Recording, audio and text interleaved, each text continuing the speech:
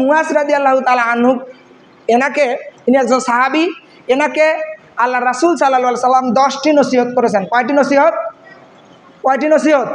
10টি নসিহত করেছেন। তার মধ্যে একটা নসিহত হলো, হে মুয়াজ, তুমি ইচ্ছাকৃতভাবে ফরজ সালাত ত্যাগ করো না।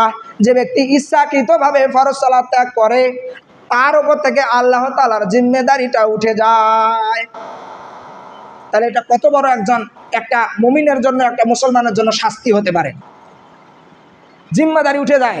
একজন মানুষ যখন বাড়ি থেকে বের হয় তখন তাকে এই দোয়া পাঠ করে বের হতে হয়, বিসমিল্লাহি তাওয়াক্কালতু আলাল্লাহি ওয়া লা হাওলা ওয়া লা কুওয়াতা ইল্লা বিল্লাহ। আল্লাহ রাসূল সাল্লাল্লাহু আলাইহি সাল্লাম বলছেন, কোনো ব্যক্তি যদি এই দোয়া পাঠ করে বের হয় তাহলে সে আল্লাহ তাআলার জিম্মেদারি হয়ে গেল, আল্লাহ তাআলা তার জিম্মেদারি নিয়ে নিল। আর তার হেফাজতকারী আল্লাহ তাআলা। যতক্ষণ পর্যন্ত সে বাড়িতে ঢুকবে না ততক্ষণ পর্যন্ত সে আল্লাহ তাআলার হেফাজতে থাকে। তো এই হেফাজতটা, এই জিম্মাদারটা আল্লাহ তাআলা আর নিবে না যদি আপনি নামাজ না পড়েন।